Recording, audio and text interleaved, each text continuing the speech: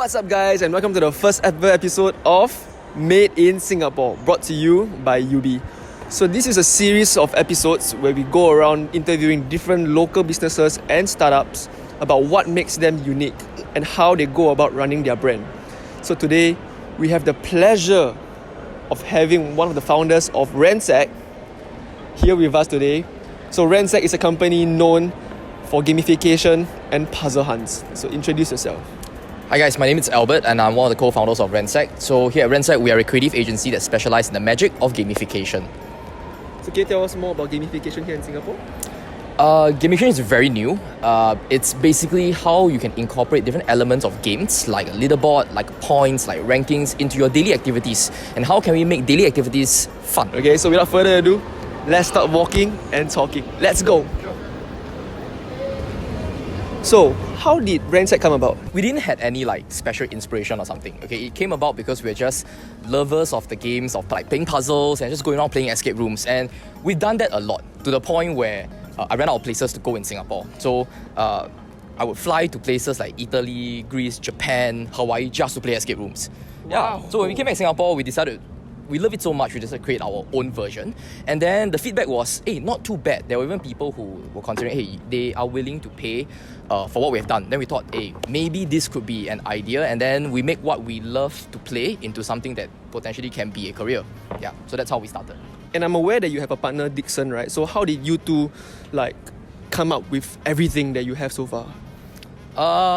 Yeah, so Dickson is the brains. Dickson does all of the games part. Okay, the two of us are pretty good at solving puzzles, but my role is more of the business side. I run how the companies grow, how we get sales, how the different projects we take up. But business is Dickson is the one who does the product. So he creates all of the fun things that you see. Anything has to do with fun, it's him. Anything that's boring, it's me. So in the rapidly evolving world of gamification, how does Ransack ensure that they stay on top of their competitors? Well, it helps when there's not much competitor to begin with. The second thing is it also helps when we enjoy what we do. Playing games and being around gamification is part of our daily lives, whether we are working or not. That gives us a constant supply of ideas and inspiration. So basically just bring our hobby into the job, and that's how we maintain ahead of our competitors, I guess. Then what about the trends? Because in Singapore, trends happens once every few weeks, right? How do you guys stay on top of that? We don't actually. So I think chasing trends it's very dangerous, but you still need to kind of know what's going on. So we have a game plan, and whenever there are new trends, we tweak and deviate the game plan slightly just to see whether we could accommodate this trend. It's not just chasing after it. So I think it's important to know trends are there, but not dive in fully. One day, what if it's gone? Then what happens to what you have built? Alright, so what are the challenges that you have faced while in Ransack, and how did you guys overcome these challenges?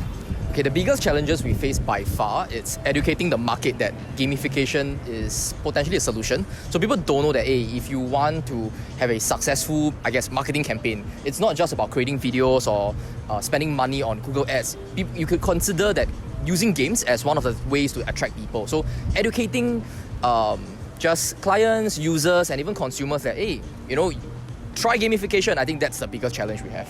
Yeah. I see. So were you guys successful, or what was the solution that you guys came up with to get that across?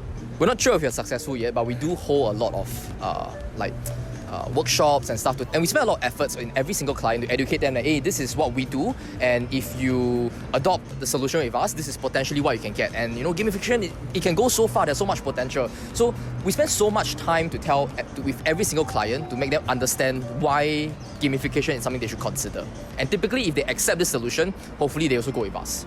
But Ransack puzzle hunts are based on a lot of different storylines and different puzzles. So what are the thoughts that you guys had to consider while making these puzzle hunts? Because clearly it's usually meant for team building or team bonding experiences. Okay, so we draw our inspiration from a lot of different places.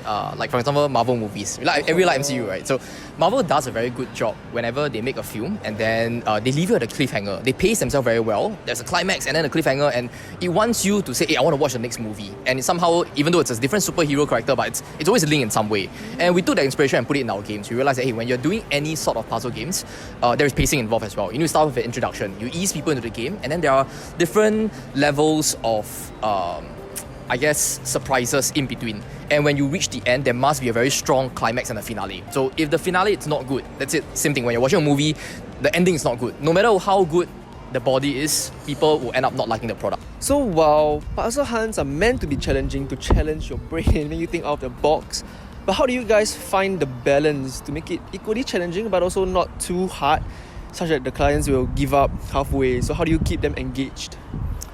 We put in a lot of different surprises. So, not to spoil too much, it's a lot of our games is not just solving a puzzle. We try to put in elements where, hey, is there like invisible ink involved? Or you need to have like hits and you need to rub something and then an image appear. Or you can tear the corner of a page and then you reveal a secret pocket inside. So we realized that by having these different beats of surprises along the way, it makes the whole entire experience a bit more fun for just the participants. How do you guys make sure that secondary school kids are also able to do it? Because I'm sure that there are some schools that do come for these puzzle hunts as well. So how do you make it not so challenging for them? Because they are technically, kind of young. And that's the thing, right? So people might feel, hey, it's very challenging for adults. So the program must be difficult for maybe secondary school students or even primary school students. But the thing is, it's not true. Because gamification and puzzle, it's about... it doesn't really, it's not like a knowledge that you learn in school, it's something that comes very intuitively, whether you can solve a puzzle or whether you do well in escape rooms or not. So you'll be surprised, right? Actually, a lot of all these kids who does this program, they do it way better than adults. And adults feel, it's too hard for me, so hence kids cannot solve. The kids like, nah, I could blitz through the entire puzzle. Yeah. So typically that's the feedback that we get. So as we approach our final destination, we have one last question for you. So as entrepreneurs, what are your long-term or biggest dreams that you have for Ransack? Our dream is we really enjoy what we're doing, so it's hopefully we can continue to do what we're doing for the near future and tell people that, hey, designing games is very fun, and hopefully there are a lot of people out there who enjoy playing games as well, and that keeps us going. And yeah. Do you have any word of advice for any young entrepreneurs looking to enter the gamification industry based on the experiences that you have? Okay, maybe not gamification industry, but I'll just give advice for entrepreneurship in general. I do feel that throughout our journey on entrepreneurship, it feels like sometimes whatever we do, it gets very stagnant and the company is not exactly moving. But in reality, we're actually moving very baby and tiny steps that we didn't realize that it's happening. So, but all these steps across the weeks, the months, it all adds up. And then we're actually moving from a place to another. Alright, so since you are very good at puzzles, very good at games, right? So we have a little brain teaser for you to see how good you are. You do know I'm not the one designing the games, right? Alright, okay, so let's start off. The first question. A man pushes his car to a hotel and tells the owner he's bankrupt. Why? Pushes a car to his hotel and tells the man he's bankrupt. I don't know. What game is he playing? Monopoly. Yes, that's correct. Ding, ding, ding. The first question is correct. Oh, so it's games. Got it. Okay. Okay, the second one. It's quite a long one. So, a man is looking at a photograph of someone. His friend asks who it is. Okay. The man replies, "Brothers and sisters, I have none. But that man's father is my father's son." Who was in the photograph? What the? Okay, I'll repeat it. Father. Okay, yeah. Say that again. I'll repeat it. Okay. So a man looks at a photograph of someone. Okay.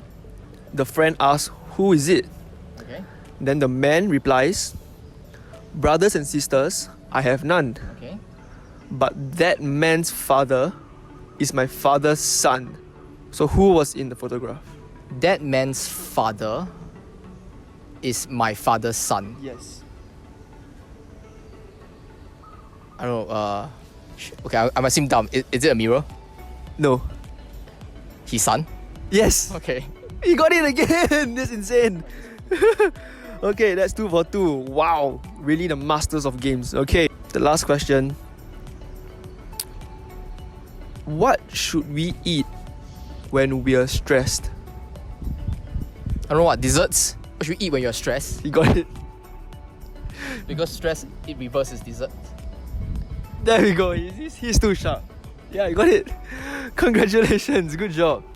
Oh, okay. So we have a token of appreciation for you. Thank You so much for your Thanks for time. having me, guys. So make sure to check out Ransack. Just search them up on Instagram, on website. Anything you want to say? Yeah, find Pepper the dinosaur. Yeah, that's how you can find us. Alright, so that's all for this video. Take care, stay safe, and we will see you in the next episode. Bye. Bye.